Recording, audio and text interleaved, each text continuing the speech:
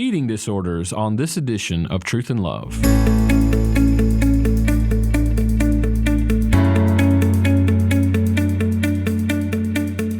I'm Dale Johnson, and you're listening to Truth and Love, a podcast of the Association of Certified Biblical Counselors, where we seek to provide biblical solutions to the problems that people face. This week on the podcast, I have with me Hannah Carter.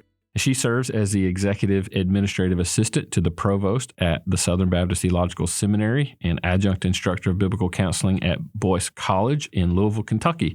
She received a Master of Divinity from Southern Seminary and has been counseling and discipling women for over 13 years. Hannah's been a certified member of ACBC since 2011. Prior to coming to Louisville, Kentucky, she served as a missionary to an unreached people group in Central Asia for nearly 5 years. Hannah, it's so good to have you on the podcast today and talking about a really tough topic. And so looking forward to the discussion. So welcome to the podcast. Thank you. It's great to be here today, Dale. Thanks. Now, we're talking about this issue of eating disorders, and this is certainly a problem. And it seems to have a cycle where it grows in popularity within a culture or dominance within a culture, and then it sort of takes a backseat to maybe other issues, and then it comes out again. We see this obviously a lot with young teen girls, but it's not exclusive to young teen girls. So we want to approach this today if we can.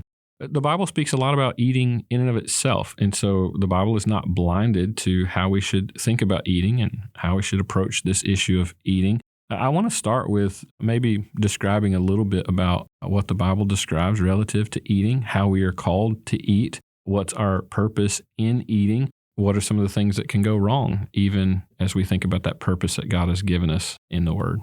Yeah, so as we think about different passages in Scripture, 1 Corinthians 10 and then 2 Timothy, we learn that God calls us to eat for His glory, but we also eat because we need nourishment, and He's provided those essential nutrients on earth for us to have.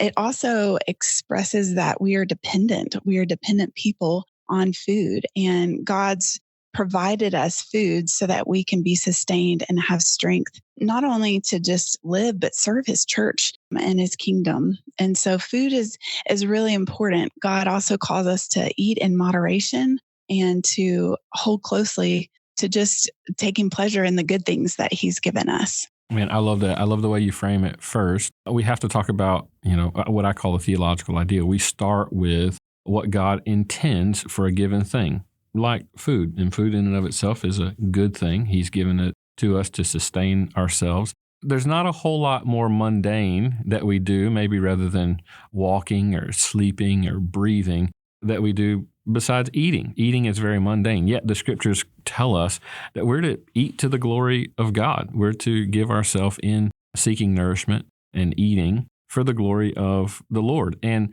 if we think about it the way you just framed it, we're not starting with the problem itself. We're starting with God's purpose of it. And that really helps us to frame what we can see going wrong when we don't glorify God in our eating. So I want you to start talking about what are some of the particular things that go wrong when we're not eating for the glory of God, or we're not eating for the purpose of nourishment. We're not self-controlled in our eating. A lot of people obviously think about anorexia and bulimia, but we have an issue of obesity. So we've got problems on both ends of the spectrum here. So I want you to explore some of these things that can go wrong when we don't think about eating to the glory of God.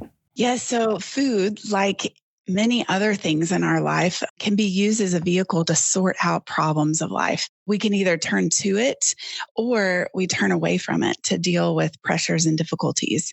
And when we're not eating as God has called us to in an ordered way, it becomes disordered. We're disordered in thinking we need to have a certain appearance, or we need to restrict certain foods, or we need to eat enough to be comforted. And so that's when you start seeing the overly restrictive type eating, which our culture deems as anorexia. And then you have others that are unrestrained eating, which is more bulimia or binge eating, kind of gluttony type eating disorders. Again, these are disordered ways of eating, but it's not a disease per se. It is a disordered way of thinking about yourself, thinking about food, thinking about God and His provision. And so therefore, as we're trying to deal from our heart with all problems in the world, we are looking at food in particular and the way we're taking it in or needing to control and so forth. And it can get difficult. And so that's why we're seeing all these common problems. And is actually since COVID, I think there's been an uptick in a lot of, I'm seeing or hearing a lot more from the teenage side and so forth and struggling in this area. Now, I like the way you frame it to describe these problems as disorders. And we would say, yes, that there are disorders in the patterns of our eating and the choices that we make relative to eating, and certainly the consequences that has. But in order to understand something as a disorder, we have to have an orderly way of thinking. And that's why we framed it the way that we did, right? So we start with God's order and process and purpose for eating. And then we think about it in terms of now we can frame what we see as being disorders from that. The reason that's important, and I want our listeners to pay attention to how Hannah's framing this, the reason that's critical is because you will misassociate the problem if you start there.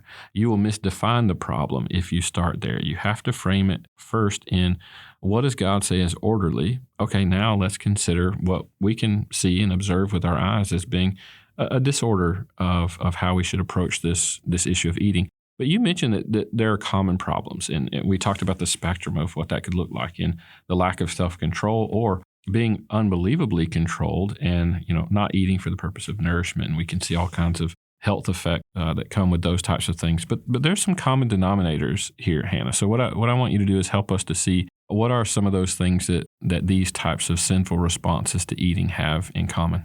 Yeah. So with those struggling, and I'll just use the familiar terms, anorexia, bulimia, binge eating are all having a common understanding of needing to control their food or weight.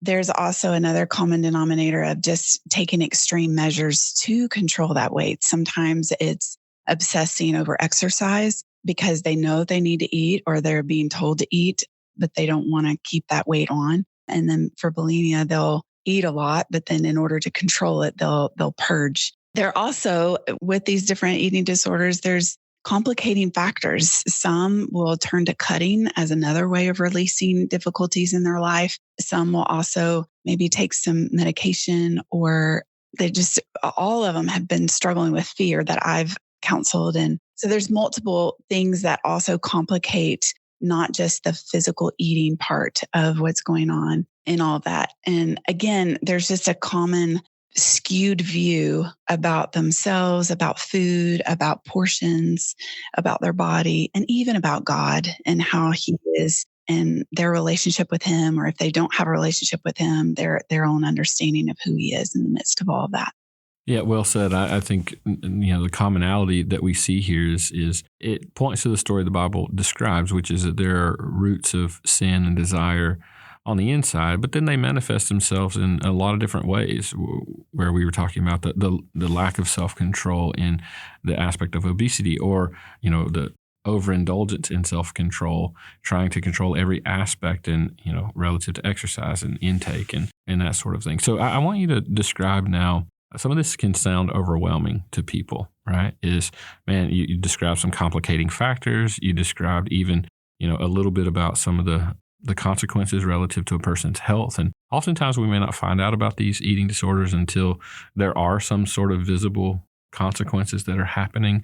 So this can be scary to people when they see a need, they want to help, but they're hearing all these things. They don't know what to do. But where do we begin when we approach someone who's struggling with issues like this? And listen, I don't want to make too much of, this is so hard on the counselor. What this person is going through in their life is really, really difficult. But there's some things that we as counselors need to sort out in order to help them well. So how do you start counseling someone who comes to you with these types of issues with eating?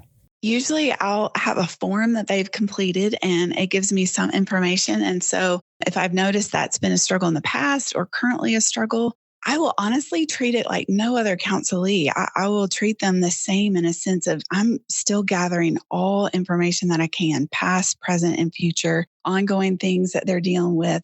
I'm really trying to grasp an understanding of their perspective on what's going on, how they kind of got there, different things in their life that have kind of maybe contributed to where they're at. I'm learning also how they're interpreting things. again, I'm not giving counsel just yet. I'm really grabbing all that I can from them, because what I'm doing is showing compassion. I'm showing that I want to gain their trust.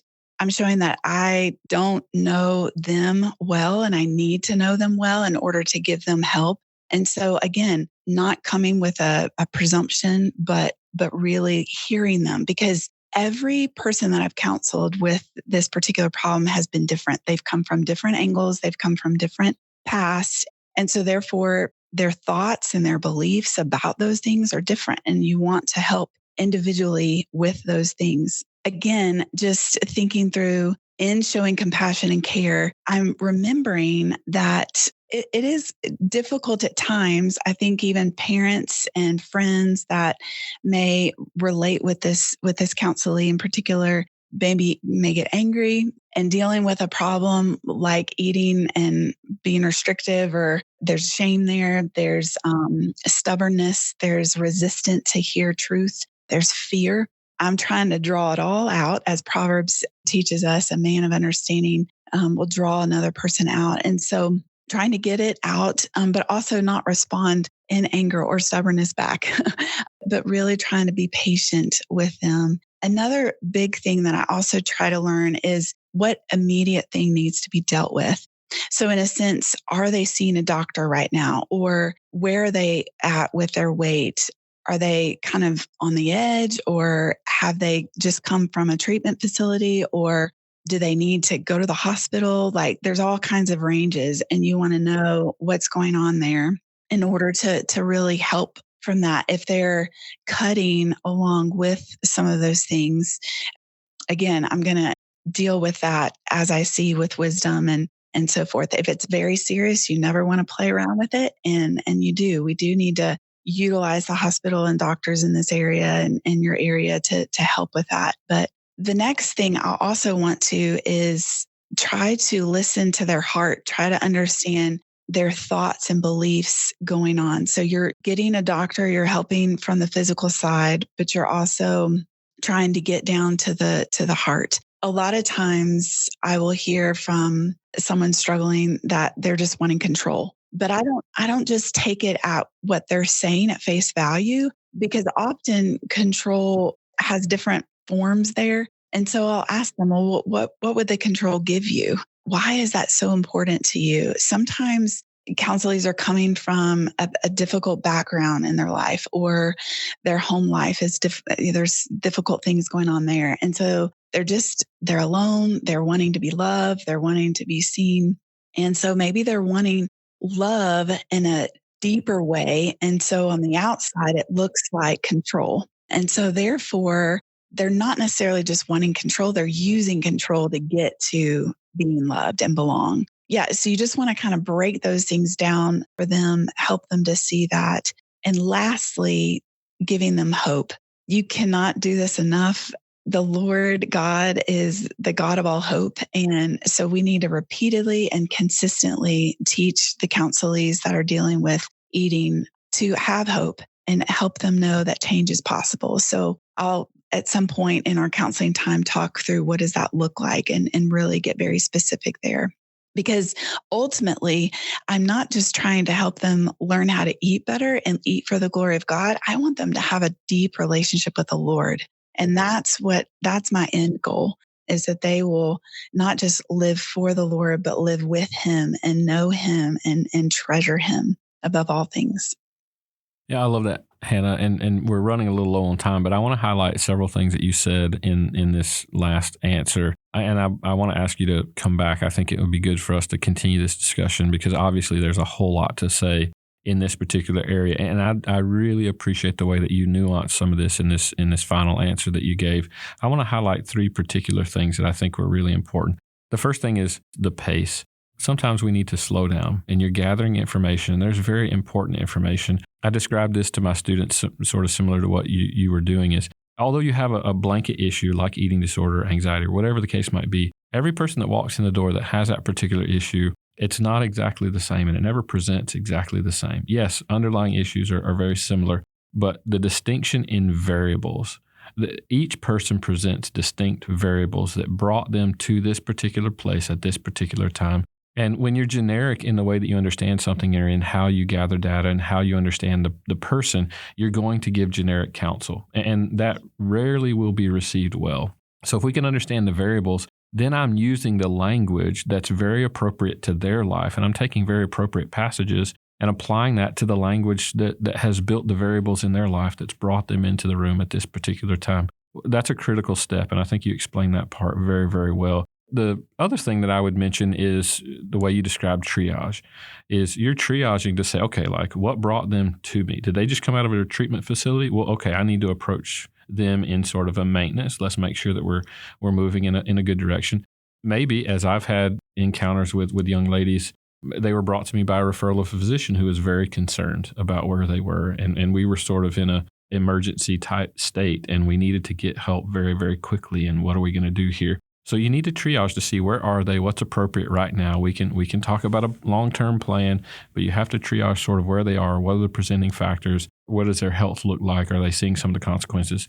Very wise, all the things that you described. So I want you to, if you will, come back. Let's chat about this a little bit more on this issue of eating disorders, because again, there's so much for us to talk about, and maybe continue this discussion on how we approach these types of problems as we move through the counseling process now that we got a good understanding of how we would approach it on the front end. So Hannah, thanks for being with me today and look forward to maybe discussing this with you in the future.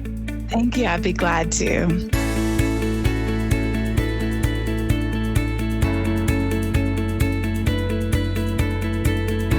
You're listening to Truth and Love, a podcast of ACBC. I want to ask you a special favor this week. We are meeting for our pastors' retreat. We call it Refuge. And this week, there will be 14 pastors and their wives who will be with us in Steamboat Springs, Colorado. There will be 7 couples from ACBC. Some of our fellows will be there with us and their wives. And we'll be doing specific counseling with these pastors and their wives. And I'm looking forward to this time together. The role of pastors today is very difficult. It's always been difficult. It's hard work with all the stresses and strains of life and ministry. It can cause all kinds of problems. And so we're taking this week, we want to pour into these pastors and their wives with all the intensity that their life has involved. And we want to see Christ do some restoration in their lives individually. We want to see the Lord restore their zeal for ministry and maybe even build reconciliation at their churches. And I would love to see that these pastors and their wives, first of all, be ministered to by the grace of Christ and the couples who will be there doing that ministering. This retreat is very different than most pastors' retreats where you go to some remote place and you get to enjoy just speakers and all kinds of things. This is actually work. This is us engaging in intensive counseling over a period of several days. So pray with us, if you will, November 11th through 14th, the Pastors Retreat Refuge that we will be meeting in Steamboat Springs, Colorado. I want to say a special thank you to Chris and Laura Jones for hosting us at the Vista Verde Ranch. And I'm really looking forward to this refreshing time for both the pastors and their wives and also the counseling couples who will be there. My prayer is that they will be restored and we will see in their churches a zeal for biblical discipleship, biblical soul care that happens, that they could see the power of Christ in their own life and they would want to take that back to their churches. So to find out more about events just like Refuge, you can go to our website, biblicalcounseling.com.